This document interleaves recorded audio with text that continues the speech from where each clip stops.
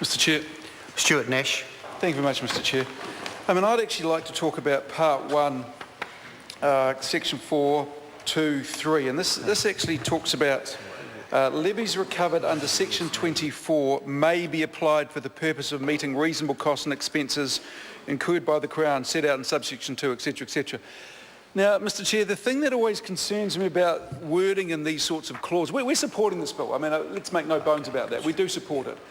But there are sometimes you come across a clause and the wording just doesn't sound right. And the reason I have concern with this, Mr Chair, is with the word may.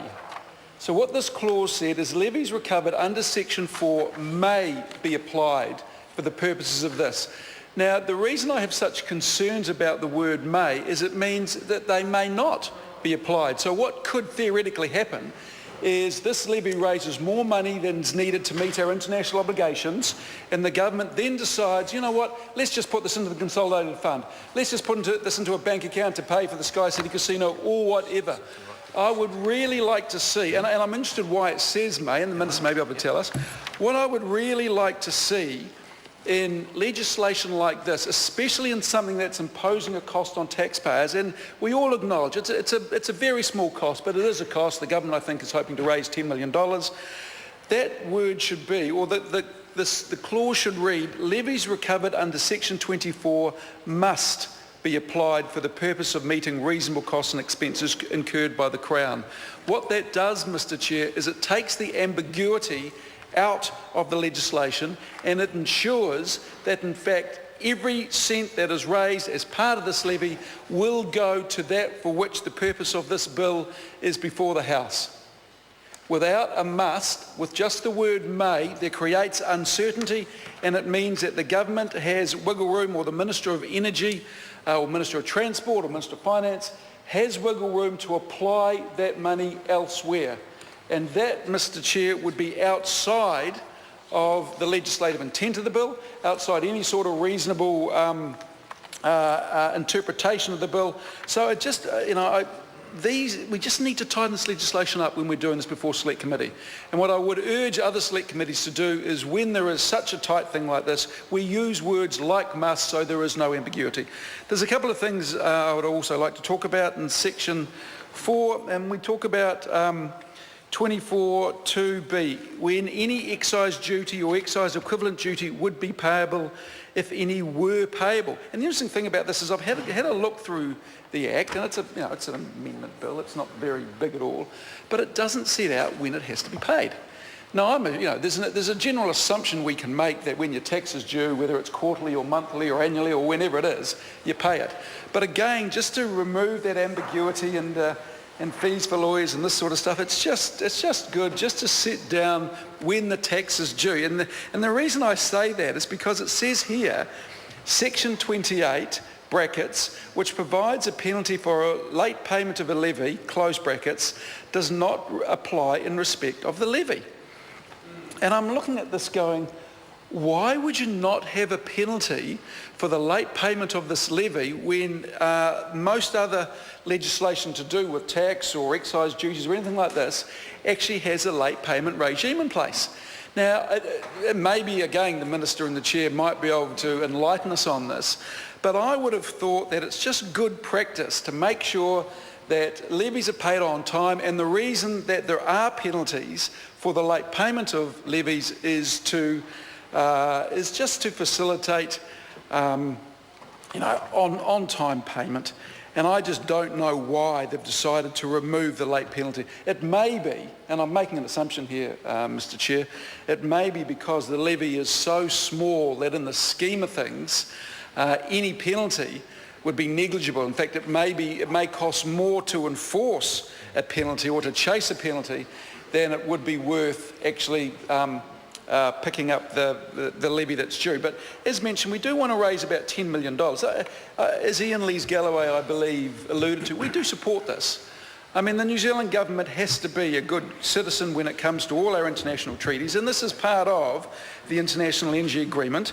So there's no contention. We're not saying this shouldn't be paid. I'm just bringing up a couple of questions that I have some concerns about that I think perhaps should have been addressed at Select Committee. It's possibly a little late to address them now, but it's stuff we need to look at when we're writing other legislation on this. Also, if we go down to Section 8, Mr Chair. Stuart Nash. There's just a couple more points I want to make in this, Mr Chair. We go down to Section 8, and again, I'm unsure of why they've changed the wording. The wording used to be, this is when we talk obviously about the payment of the levy, it says payment into departmental bank account, and it's changed to say payment of levy into account. And I don't know if we're going to see a raft of legislation which has changed, when all the wording has changed from departmental bank account into account. But the sort of conspiracy theorist in me goes back to the may be used for levies and must be paid into a government account. And I wonder if this is a way to sort of get around the fact that the government needs $10 million to meet its obligations under the International Energy Agreement. They're going to collect in a good year maybe $15 million, and so what they can say is, let's just take that other $5 million and use it in the consolidated account.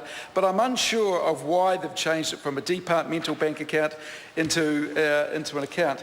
There's something else in the legislation I'd like to bring up, and it's more of a, not a criticism of MB, but it's really a point of process. What it says here under Section 9, Part 3, and I'll quote, before recommending that regulations be made under this section, the Minister must consult persons or organisations considered by the Minister to represent the persons affected by the levy concerned. And that's fantastic. I mean, consultation is part of making good legislation, and getting feedback from key stakeholders is a vital part in ensuring that legislation is robust and it meets the needs of the taxpayer as well as the government. And so I have a look at the MB report, and it talks about external consultation. And I actually think, Mr Chair, because it is in this legislation, there is compulsion to consult. I mean, we all agree with that. And I look here, and I would have liked MB to actually list who they consulted with. All they have said, and I quote, 15 submissions were received, and of these 10 contained direct comments on issues relating to the IEA obligation. Then it says the vast majority of submitters. Now, when you've got 15 submitters, is the vast majority 13? Is it 10? I don't know what the vast majority says. And then it says, prior to the release of the discussion document, the Ministry discussed the levy proposal with a number of key stakeholders. And Mr Chair, I would have thought in this instance, in a government ministry the size of MB, and it is a large, large ministry, they would have at least put down the people that they had consulted with. So members of Parliament, members of the public could say, oh, okay, they did talk to the AA. They did talk to the AA as a wide-ranging advocate for motorists. Now, I'm assuming they talked to the AA, but one thing we do know with legislation, and one thing we do know with this government, is you can never assume anything. So one thing I would have liked to have known is who did they consult with, because it is a legislative requirement to consult. Now, obviously, when we're developing legislation, we can argue that the Select Committee process is, in fact, legislative consultation, and we get that. But because this is actually a legislative requirement for the Minister to consult, because it does regard levies, and it does regard money raised by order of Council at a time that the Minister may deem necessary. So consultation is important, but we just need to know. In fact, I think we have the right to know who actually has been consulted with, so we know that it wasn't just Joe down the road and Bill around the corner and Joan up the hill.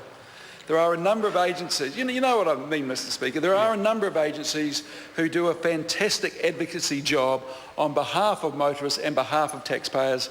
And with 15 submissions, it would have taken, I suspect, a third of a page to list who the submitters were. And it might have been Joan, Jane and Bill, but it also might have been the AA and the Road Transport Authority and all these other ones. But the other thing is, more importantly, even if they didn't list the submitters, I actually think that the MB should have listed the key stakeholders that they consulted with, because then at least we would have known who they consider the key stakeholders to be. So just to sum up on this, Mr Chair, I'm talking about part one. I do know, thank you, Janie Lee Ross, that we are now taking this as a whole.